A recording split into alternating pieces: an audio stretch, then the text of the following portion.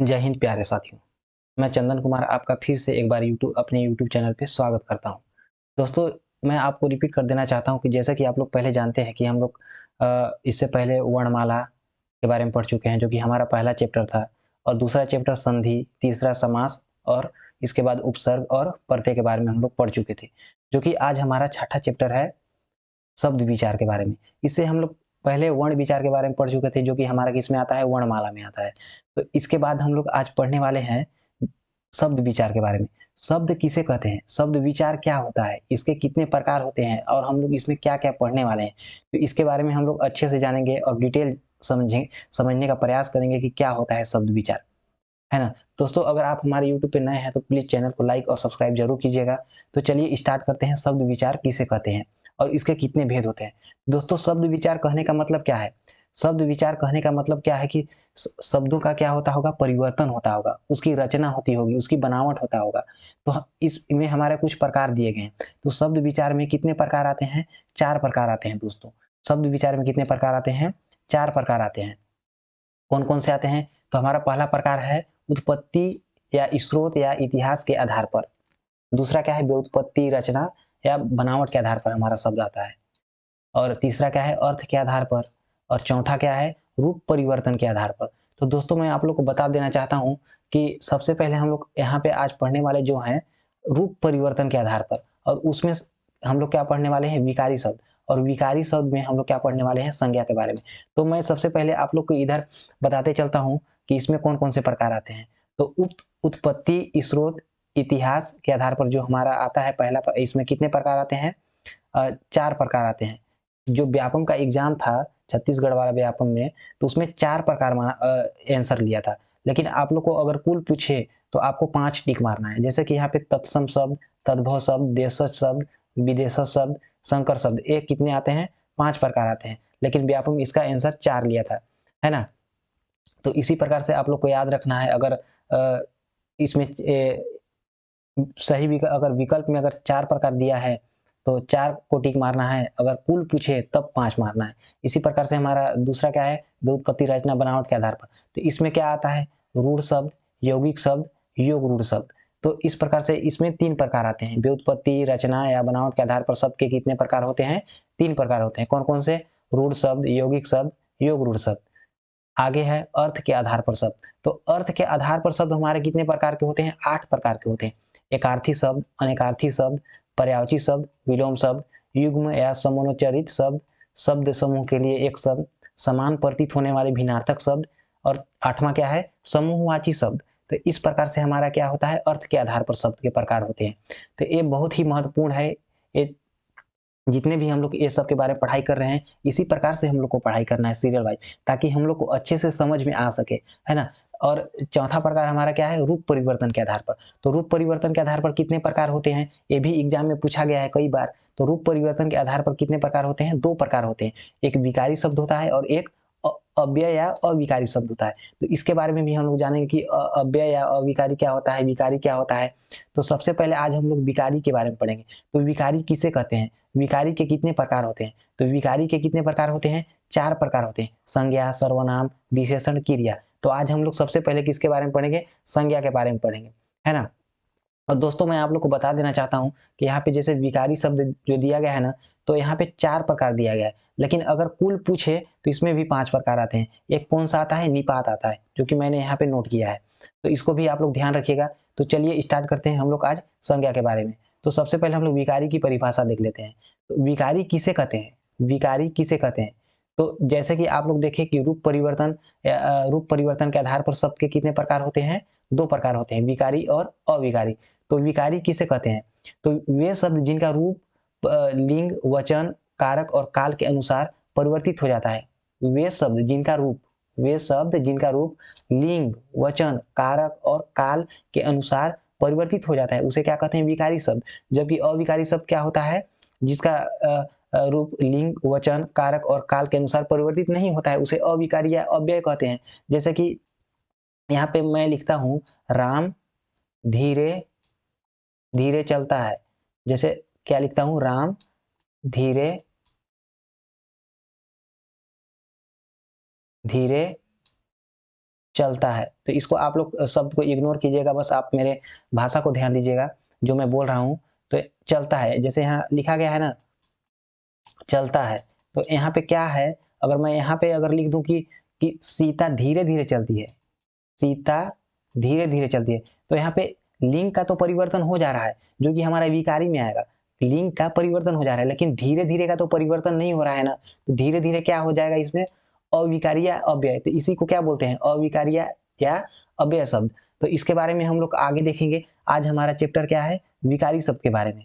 तो विकारी शब्द किसे कहते हैं ये भी देख लेंगे, इसका परिभाषा क्या होता है। तो जैसे कि इसमें इसके कितने प्रकार होते हैं, तो इसके भी 4 प्रकार होते हैं, संज्ञा, सर्वनाम, विशेषण और क्रिया। तो आज हम लोग संज्ञा के बारे में पढ़ेंगे, है ना। तो विकारी शब्द के यहाँ पे 4 प्रकार दिया गया है यहाँ, जैसे कि मैं पहले बता चुका हूँ। आज हम लोग संज्ञा के बारे में पढ़ेंगे। तो संज्ञा किसे कहते हैं, संज्ञा के कितने प्रकार होते हैं, है ना। तो संज्ञा किसे कहते हैं, सम धन ज्ञा। सम का मतलब समान और ज्ञा का मतलब जानना। सम का मतलब समान और ज्ञा का मतलब जानना। तो संज्ञा के भी 2 रूप होते हैं, जैसे कि संज्ञा की परिभाषा यहाँ दिया गया है, किसी व्यक्ति, वस्तु और स्थान इत्यादि के नाम और उनकी जाति अथवा किसी भाव के अर्थ का बोध कराने वाले शब्द क्या कहलाते हैं, संज्ञा कहलाते हैं। अगर किसी का नाम नहीं जानेंगे हम लोग, तो उसको किस प्रकार से हम लोग संबोधित करेंगे। तो किसी भी चीज को हम लोग संबोधित करने के लिए क्या करते हैं, उसका नाम पकड़ते हैं, तो ही क्या होता है, हमारा संज्ञा होता है। तो जैसे कि यहाँ परिभाषा भी दिया गया है, किसी व्यक्ति, वस्तु और स्थान इत्यादि के नाम, उनकी जाति, उनके भाव के अर्थ का बोध कराने वाले सब क्या कहलाते हैं, संज्ञा कहलाते हैं। जैसे कि यहाँ पे दिया गया है, संज्ञा के 2 रूपों में समझा जा सकता है, जैसे दृश्य और अदृश्य। तो दृश्य में क्या आता है हमारा, इसमें या तो किसी व्यक्ति का नाम होगा, या फिर किसी स्थान का नाम होगा, या फिर पूरी जाति का नाम होगा। तो इस प्रकार से हमारा दृश्य में एक संज्ञा आ जाता है। और अदृश्य में भाव आता है, जिसको हम लोग नहीं देख सकते, भाव को थोड़ी ना देख सकते हैं। तो ये केवल समझने के लिए है, मैं नोट कर दिया हूँ, तो इसको भी आप देख लीजिएगा। तो जैसे कि संज्ञा के कितने प्रकार होते हैं आगे देखते हैं। तो संज्ञा की परिभाषा देख चुके हैं, और इसके प्रकार को देख लेते हैं। तो संज्ञा के भी हमारे कितने प्रकार होते हैं, 3 प्रकार होते हैं, मुख्य रूप से 3 प्रकार होते हैं। ये भी आप लोग बहुत अच्छे से ध्यान दीजिएगा, मुख्य रूप से 3 प्रकार होते हैं। बहुत सारे बुकों में 5 प्रकार दिया गया है, लेकिन एग्जाम में कई बार पूछा जाता है कि संज्ञा के कितने प्रकार होते हैं, जिसमें 5 हमारा ऑप्शन में नहीं होता है। तो हम लोग वहां पे क्या टिक मारेंगे, 3 प्रकार होते हैं। लेकिन अगर कुल पूछे, कुल मिला के पूछे, तो क्या आपको टिक मारना है, 5 प्रकार होते हैं।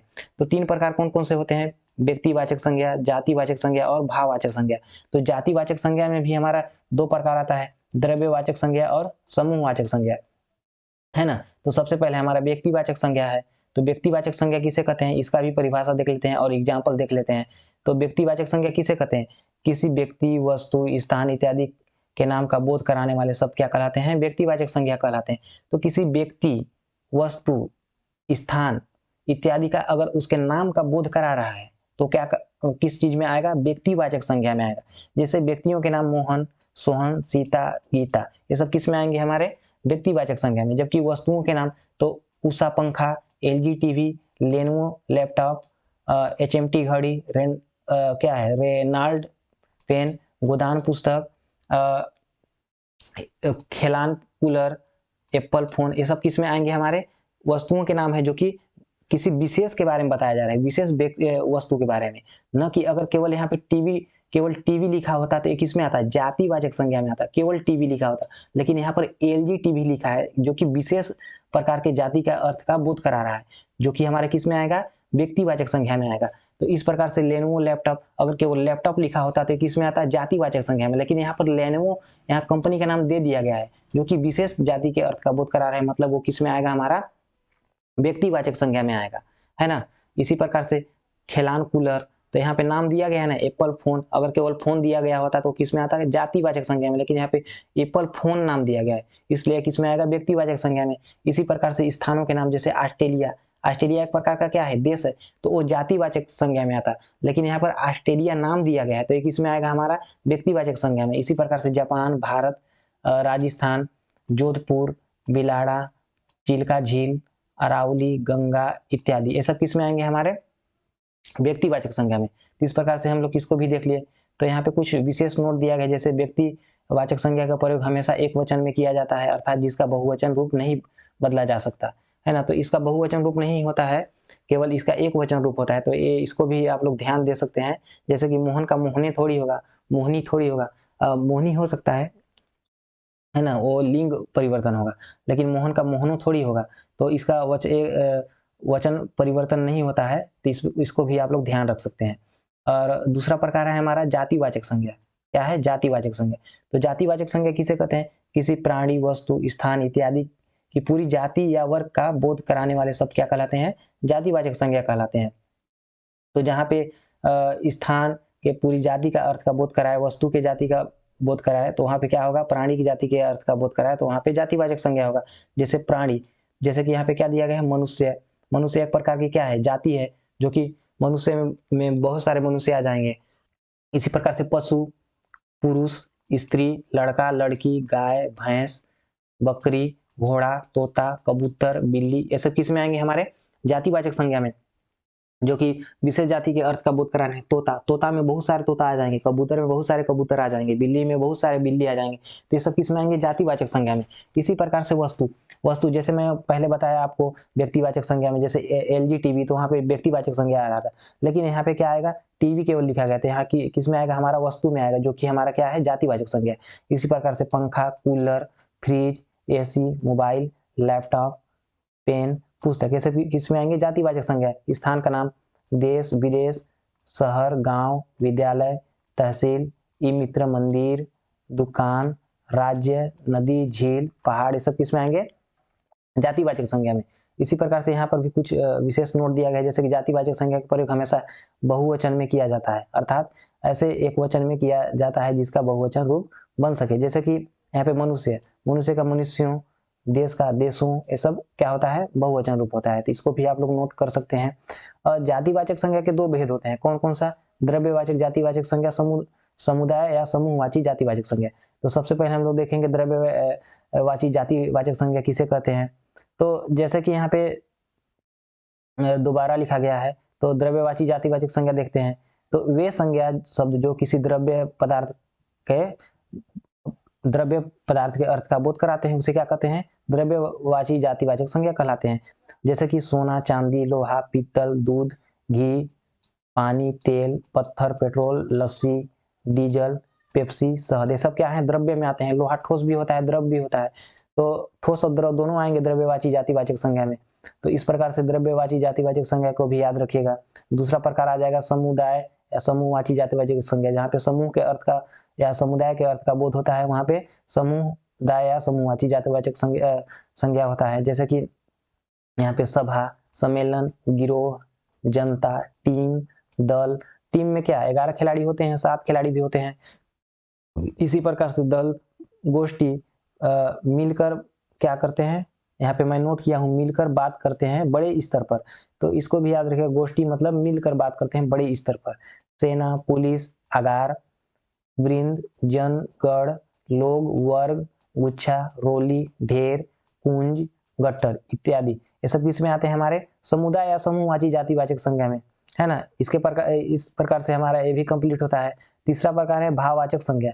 वे संज्ञा शब्द जो किसी भाव, अवस्था, गुण, दोष, आकार, स्वभाव, दशा, दिशा इत्यादि के अर्थ का बोध कराते हैं, भाववाचक संज्ञा शब्द कहलाते हैं।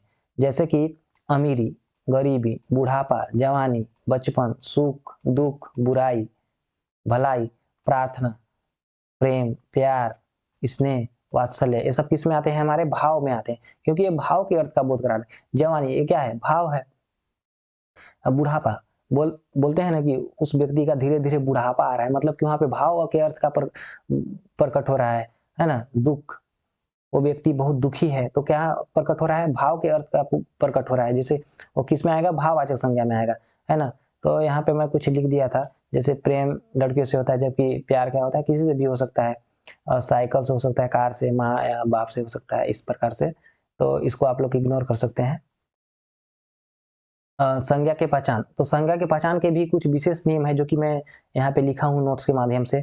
तो जैसे व्यक्तिवाचक संज्ञा का कोई शब्द जब अपने साथ अन्य नाम का बोध कराता है, तो उस अन्य नाम में जातिवाचक संज्ञा होती है। जैसे कि व्यक्तिवाचक संज्ञा का कोई शब्द, जैसे कोई व्यक्ति है है ना। ये क्या है, व्यक्तिवाचक संज्ञा का कोई शब्द जब अपने साथ अन्य नाम का बोध कराता है, अपने साथ में अन्य नाम का बोध कराएगा, जैसे कि यहाँ पे लक्ष्मी है तो किस में आएगा, जातिवाचक संज्ञा में। जैसे सीमा हमारे घर की लक्ष्मी है, एग्जाम में अगर पूछ दिया सीमा हमारे घर की लक्ष्मी है में कौन सी संज्ञा है, तो आप लोग किसको टिक मारेंगे, जातिवाचक संज्ञा, क्योंकि यहाँ पे लक्ष्मी क्या है, एक प्रकार की जाति है, तो यहाँ पे जातिवाचक संज्ञा हो जाएगा। राजकुमारी तो पूरी गंगा है, ये भी किस में आएगा, जातिवाचक संज्ञा में आएगा। प्रभु देवा को भारत का माइकल जैक्सन कहा जाता है, तो माइकल जैक्सन क्या है, ये भी जातिवाचक संज्ञा में आएगा। और माइकल प्रभु देवा क्या है, व्यक्तिवाचक संज्ञा। तो इस प्रकार से हम लोग किसमें टिक मारेंगे, जातिवाचक संज्ञा में। कालिदास को भारत का शेक्सपियर कहा जाता है, तो शेक्सपियर भी क्या है, एक प्रकार का जातिवाचक संज्ञा में आएगा, तो ये भी क्या हो जाएगा, जातिवाचक संज्ञा में आएगा।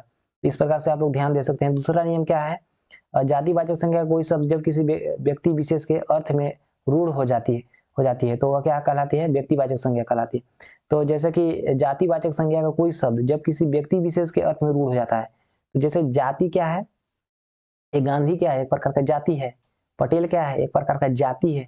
लेकिन अगर यह किसी व्यक्ति विशेष के बारे में अगर ये रूढ़ हो जाता है, किसी व्यक्ति विशेष के अर्थ में क्या होता है, रूढ़ हो जाता है, तो वो किस में आ जाएगा, हमारा व्यक्तिवाचक संज्ञा में आ जाएगा, है ना। तो आप लोग को एग्जाम्पल के थ्रू मैं समझाता हूं। जैसे कि यहाँ पे दिया गया है गांधी, तो गांधी एक प्रकार का क्या है, जाति है। लेकिन अगर इसी शब्द को मैं बोलूं, गांधी जी सत्य और अहिंसा के पुजारी थे, तो क्या यहाँ पे राहुल गांधी थोड़ी आएगा। जैसे कि मैं यहाँ पे लिख भी दिया था, तो गांधी जी अगर जी सत्य और अहिंसा के क्या थे, पुजारी थे, तो यहाँ पे राहुल गांधी के बारे में नहीं बोला जा रहा है। किसी से भी आप लोग पूछेगा तो वो समझ जाएंगे गांधी जी सत्य और अहिंसा के पुजारी थे, मतलब कि किसके बारे में बोला जा रहा है, महात्मा गांधी के बारे में। जबकि यहाँ पे गांधी क्या है, जाति है, लेकिन ये किस में आएगा, हमारा व्यक्तिवाचक संज्ञा में, क्योंकि यहाँ पे विशेष व्यक्ति के बारे में बोला जा रहा है, वो भी किसके बारे में, महात्मा गांधी के बारे में। तो इस प्रकार से आप लोग समझिएगा। इसी प्रकार से पटेल जी देश के एकता के सूत्रधार हैं, तो पटेल जी कहने का मतलब क्या है, सरदार वल्लभ भाई पटेल के बारे में बोला जा रहा होगा, न कि किसी और पटेल के बारे में, है ना। तो भी किस में आएगा, व्यक्तिवाचक संज्ञा में। और मोदी जी विदेशों में भारत की अलग पहचान दिलाई, तो मोदी जी कहने का मतलब क्या है, नीरव मोदी के बारे में थोड़ी बात किया जा रहा है यहाँ पे मोदी जी कहने का मतलब क्या है, नरेंद्र मोदी, जो कि मोदी एक प्रकार का जाति है, लेकिन ये किसी व्यक्ति विशेष के बारे में अर्थ का बोध करा रहा है, तो किस में आएगा, हमारा व्यक्तिवाचक संज्ञा में आएगा। इसी प्रकार से तेंदुलकर एक धुरंधर बल्लेबाज है, तेंदुलकर कहते ही आप लोग समझ गए होंगे, तेंदुलकर एक जाति है, लेकिन एक किस में आएगा, हमारा किसी व्यक्ति विशेष के बारे में बोला जा रहा है ना। तो एक किस में आएगा, व्यक्तिवाचक संज्ञा में आएगा। तेंदुलकर कहने का मतलब क्या है, सचिन तेंदुलकर के बारे में बात की जा रही है। इसी प्रकार से कोहली विस्फोटक बल्लेबाज है, विराट कोहली के बारे में बात की जा रही है। इसी प्रकार से धोनी महान खिलाड़ी है, धोनी के बारे में बात की जा रही है, मतलब कि महेंद्र सिंह धोनी के बारे में बात की जा रही है। यहाँ पे विराट कोहली के बारे में बात की जा रही है। तो ये सब किस में आएंगे, जाति तो है इन लोग का, लेकिन ये किस में आएंगे, व्यक्तिवाचक संज्ञा में आएंगे। तो ये भी हमारा दूसरा नियम कंप्लीट होता है। तीसरा नियम क्या है, भाववाचक संज्ञा और विशेषण का प्रयोग हमेशा एक वचन में किया जाता है। जैसे ही इनको बहुवचन में प्रयोग किया जाता है तो जातिवाचक संज्ञा का रूप धारण कर लेता है। तो यहाँ पर जितने भी हो रहे हैं ना, सब जातिवाचक संज्ञा में बन रहे हैं। तो इसी प्रकार से जैसे कि उस पर दुखों का पहाड़ टूट पड़ा, उस पर दुखों का पहाड़ टूट पड़ा, तो यहाँ पर दुख क्या है, एक प्रकार का दुखों क्या है, यहाँ पर दुखों का यहाँ पर जैसे प्रयोग किया गया, दुख भाववाचक है, लेकिन जैसे ही इसको बहुवचन में दुखों में प्रयोग किया गया तो जातिवाचक संज्ञा बन गया। तो किस में आ जाएगा, हमारा जातिवाचक संज्ञा में। तो दुख यहाँ पे क्या था, भाव था, लेकिन अगर इसको जैसे ही हम लोग दुखों में परिवर्तित कर दिए तो किस में आ गया, जातिवाचक संज्ञा में आ गया। इसी प्रकार से बड़ा क्या है, एक प्रकार का विशेषण है, लेकिन अगर इसको हम लोग बड़ों में परिवर्तित कर दिए, बहुवचन में प्रयोग कर दिए, तो किस में आ जाएगा, जातिवाचक संज्ञा में आ जाएगा। तो बड़ों का सम्मान करना चाहिए। शहर में आजकल चोरियां बहुत हो रही हैं, गरीबों की मदद करनी चाहिए, तो इस प्रकार से किस में आएगा, जातिवाचक संज्ञा में आएगा, है ना। और क्या दिया गया है, यहाँ पे क्या लिखा है, अब तो नजदीकियां भी दूरियां बन गई, तो इसको भी आप लोग ध्यान रखिएगा, किस में आएगा, जातिवाचक संज्ञा में आएगा, है ना। और यहाँ पे कुछ इंपोर्टेंट यहाँ पे दिया गया है, भाववाचक संज्ञा का निर्माण किस प्रकार से होता है। तो हम लोग भाववाचक संज्ञा का निर्माण विभिन्न प्रकार से देखेंगे। जैसे जातिवाचक संज्ञा से भाववाचक संज्ञा का निर्माण किस प्रकार से होगा, और दूसरा है सर्वनाम से भाववाचक संज्ञा का निर्माण किस प्रकार से होगा, विशेषण से भाववाचक संज्ञा का निर्माण किस प्रकार से होगा, है ना। और क्रिया से भाववाचक संज्ञा का निर्माण किस प्रकार से होगा, तो इसको भी हम लोग देखते चलते हैं। तो इसमें ज्यादा टाइम नहीं लगेगा, तो इसको भी आप लोग देख लीजिए, ये भी इंपॉर्टेंट है, एग्जाम में पूछा जाता है। जैसे जातिवाचक संज्ञा से भाववाचक संज्ञा का निर्माण, तो पशु का पशुत्व हो जाएगा, मनुष्य का मनुष्यता हो जाएगा, मित्र का मित्रता हो जाएगा, मानव का मानवता हो जाएगा, प्रभु का प्रभुता या प्रभुत्व हो जाएगा। तो एक इसमें परिवर्तित हो रहा है जाति वाचक संज्ञा से भाववाचक संज्ञा में, है ना। बालक से बालकपन, बच्चा से बचपन, नारी से नारीत्व, शत्रु से शत्रुता, समाज से सामाजिकता, पुरुष से पौरुष। इस प्रकार से भी कंप्लीट होता है सर्वनाम से भाववाचक संज्ञा का निर्माण। तो सर्वनाम से हमारा भाववाचक संज्ञा किस प्रकार से बनता है, जैसे अपना, पराया, निज, सर्व, मम, ये सब क्या होते हैं, सर्वनाम होते हैं। लेकिन अगर अपना से हम लोग भाववाचक संज्ञा बनाना चाहें तो क्या बनेगा, अपनत्व, अपनापन, पराया से परायापन, निज से निजित्व, सर्व से सर्वस्व, मम से ममत्व या ममता। तो इस प्रकार से हमारा सर्वनाम से भाववाचक संज्ञा बनता है। तीसरा है विशेषण से भाववाचक संज्ञा का निर्माण।